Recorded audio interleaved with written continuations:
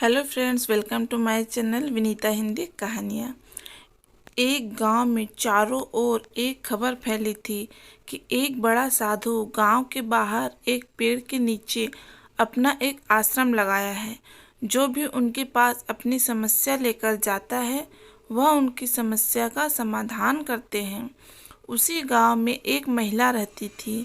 जब यह बात उसके कानों तक पहुंची तो उसने 2-4 लोगों से साधु बाबा के बारे में पूछताछ की, और जब उसे बाबा पर यकीन हो गया तो अगले ही दिन वह अपने 10 साल के बेटे को लेकर वहां पहुंच गई। वह लोगों को इतनी अच्छी सलाह देते हैं कि लोग उनकी बातों पर प्रभावित होकर खुद ही अपनी समस्याओं का समाधान करने की कोशिश करते हैं। महिला साधु के पास पहुंची और विनती करने लगी। उसने कहा, हे महाराज, मुझे कुछ ऐसा उपाय बताइए कि जिससे मेरा बेटा मिठाई खाना छोड़ दे।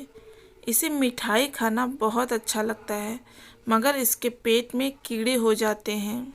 यह बार बार बीमार हो जाता है। डॉक्टर ने भी कहा है कि जब तक यह मिठाई खाना नहीं छोड़ेगा यह ठीक नहीं हो सकता।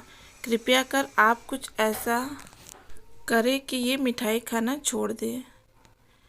उसकी बात सुनकर साधु सोच में पड़ गया। उसने महिला से कहा, आप 3 बार मेरे पास आए तभी मैं उपाय बताऊंगा।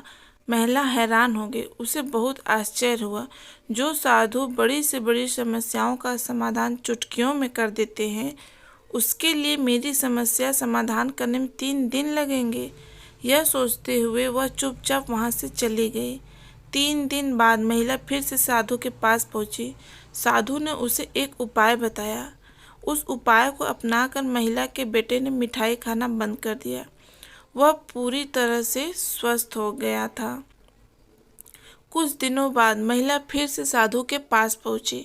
साधु ने उसके बेटे के बारे में पूछा। महिला ने कहा, आपकी कृपा से वह अभी पूरी तरह से स्वस्थ है, मगर महाराज, मुझे एक बात समझ नहीं आई कि इन सब की बड़ी से बड़ी समस्याओं का समाधान आप तुरंत ही बता देते थे, और मेरी छोटी सी समस्या का समाधान करने के लिए आपने मुझे 3 दिन बाद आने को कहा। साधु मुस्कुराए और मुस्कुराते हुए कहा, बेटी, दरअसल मैं भी बहुत मिठाई खाता था, इसलिए मैंने तुम्हें 3 दिन बाद बुलाया ताकि पहले मैं मिठाई खाना छोड़ सकूं, क्योंकि जिस समस्या से मैं खुद ग्रस्त हूं उसका समाधान मैं किसी और को कैसे बता सकता हूं। साधु की बात सुनकर महिला चुप हो गई। उसे यह बात समझ में आ गई।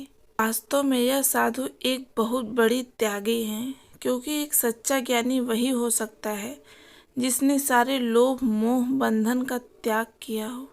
ऐसे ही व्यक्ति जीवन में कल्याण कर सकते हैं। तो ये थी मेरी छोटी सी कहानी। अगर आपको मेरा वीडियो अच्छा लगा तो लाइक, शेयर एंड सब्सक्राइब।